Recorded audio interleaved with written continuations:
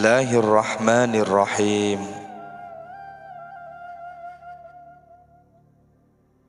Sabda Nabi Muhammad sallallahu alaihi wasallam, jika Allah menghendaki hambanya jadi baik, maka Allah menguasakan kefahaman agama kepadanya, dan penglihatannya selalu mengawasi aibnya sendiri atau introspeksi diri. Faham agama adalah salah satu jalur yang bisa mengenal jiwa. Barang siapa mengenal Tuhannya, maka ia mengetahui segala sesuatu melalui Dia, sehingga peribadatan menjadi benar dan merdeka dari penakluk ciptaan. Tiada keberuntungan untukmu, tiada kebahagiaan sampai kamu mengikutinya, yaitu mengikuti agama, mengalahkan syahwat, akhirat atas dunia, pencipta atau Allah atas ciptaan. Amalkan ini, tentu kamu tercukupi. Rupanya kau tertutup dari Allah, tiada pengabulan untukmu. Pengabulan hanya terjadi setelah menuruti perintah. Jika kamu menuruti perintahnya dengan amal, tentu permohonanmu terkabul. Keberadaan tanaman hanya bisa tampak tumbuh setelah penanaman bibit. Maka bercocoklah sampai kamu menuai akhirat. Nabi Muhammad sallallahu alaihi wasallam bersabda, dunia itu ladang akhirat. Sedang cara bercocok tanam yang baik adalah dengan menggunakan hati dan anggota tubuh, yaitu iman, lalu memeliharanya, mengairi dan menyirami dengan amal solih. Bila hati bercokol di sana, maka ia pun lunak, halus, dan rahmat tumbuh di sana. Tapi bila kamu keras dan teramat kaku, tentu tanah itu jadi gersang, tidak mungkin bisa ditanami. Jika kamu bercocok di puncak gunung, niscaya ia takkan tumbuh, bahkan ia mendadak rusak. Harus dilihat di tanah mana. Tentu yang dimaksud Sayyid Abdul Qadir adalah pegunungan di Arab. Pelajarilah bercocok tanam itu. Kamu jangan mengandalkan pendapat sendiri. Sabda Nabi sallallahu alaihi wasallam, ambillah pertolongan atas setiap pembentukan atau perbuatan sesuatu dengan membaiki pemiliknya. Sebenarnya kamu tipe manusia yang suka bersibuk urusan dunia. Jika tahu bahwa mencari dunia itu tidak menguntungkan bersama akhirat, yaitu kamu tidak bisa menyaksikan syuhud Allah. Apabila kamu menghendaki akhirat, harus meninggalkan dunia.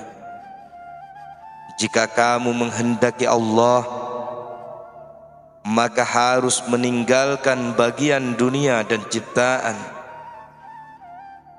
Jika batasan ini telah baik, justru dunia, akhirat beserta bagian-bagiannya dan ciptaan lainnya datang mengikutimu, baik secara rela atau terpaksa.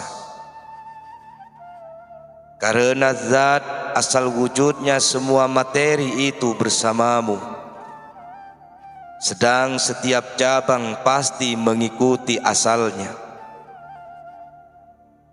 Jadilah pemikir. Amat sulit kamu memperoleh iman berakal sehat dan pendewasaan diri bila saja masih menjagakan kehendak ciptaan. Tentu kamu mudah binasa jika tak segera bertaubat. Wahai sahaya, tegarlah di hadapan Allah kendati cobaan mendepakmu. Bertahanlah di atas pijakan cintanya, jangan goncang. Jangan beringsut oleh angin atau hujan. Jangan mudah terkoyak oleh panah. Tegarlah lahir batinmu. Tegakkan dalam tempat yang di sana tidak ada ciptaan, dunia akhirat atau bagian dari semua itu. Jadilah bersama Allah di belakang penerimaan akal manusia, jin, malaikat, dan seluruh ciptaan. Betapa lebih bagus apa yang dikatakan ulama. Jika aku benar, ikutilah. Dan jika tidak, jangan ikuti kami. Juga ada ulama berkata, ikutilah Allah sebagaimana yang kau perlakukan kepada ciptaannya, dan janganlah mengikuti ciptaan sebagaimana kebutuhan geraknya kepada Allah. Koyaklah orang yang mengoyakmu, sombongilah orang yang menyombongimu. Bagaimana aku memperdulikan kamu, sedang kamu masih giat menentang Allah, merendahkan pintunya dan mencampakkan larangannya. Tidak peduli siang atau malam, sungguh kau terlaknat. Firman Allah dalam sebagian kalamnya, jika kamu menaatiku, tentu aku meridhoimu. Jika aku ridho, kamu terberkati dan kau pakai nihayah berkat aku. Tapi jika kamu menentangku, niscaya aku memurkaimu. Jika aku memurkai berarti kamu terlaknat, sedang laknatku turun sampai ke-7 keturunan. Rupanya masih kini berlaku penjualan agama dengan tanah, di mana iman selalu diselimuti peranganan yang panjang dan kelobaan yang kuat. Bertekunlah sampai kamu menjadi orang yang termasuk difirmankan Allah. Dan kami datang dengan sengaja pada pekerjaan yang mereka kerjakan, lalu kami jadikan debu yang bertebaran. Setiap amal yang diperuntukkan selain Allah termasuk sia-sia atau bertebaran. Wahai sahaya, olahkanlah nafsumu dengan suka lapar, memagari syahwat, rasa, perkara-perkara lain, dan olahlah hatimu dengan rasa takut dan muraqabah. Jadikan istighfar sebagai pengolah nafsu, meliputi juga hati dan syirri. Karena setiap hal itu terdapat khusus. Bisakan mereka dengan menetapi dan mengikutinya, meliputi segala kondisi. Wahai orang yang pendek akal, jika kamu tidak mampu menolak kehendak Allah, merubah, menghapus, atau menentangnya, maka kamu jangan coba-coba menolaknya menurut kehendakmu. Bila ia tidak mendatangi, jika dikehendaki kamu, jangan menghendaki. Bila ia menghendaki sesuatu, kamu tidak bisa menyempurnakan. Kamu jangan susahkan diri dan hatimu di dalamnya. Pasrahkan segala bebanmu kepada Allah, bergantung di bawah rahmat-Nya dengan menggantungkan taubatmu. Jika kamu kekal dalam hal ini, dunia tersingkir dari mata hati dan mata kepala. Bahkan kamu malah meremehkan musibahnya, meninggalkan syahwat dan kelezatannya. Kamu jangan mengadu akan keberhentian mengalirnya atau kelapangannya, atau merasa pedih oleh cobaan seperti yang diterima Aisyah radhiyallahu anha, istri Fir'aun, kala ia menyatakan iman kepada Allah.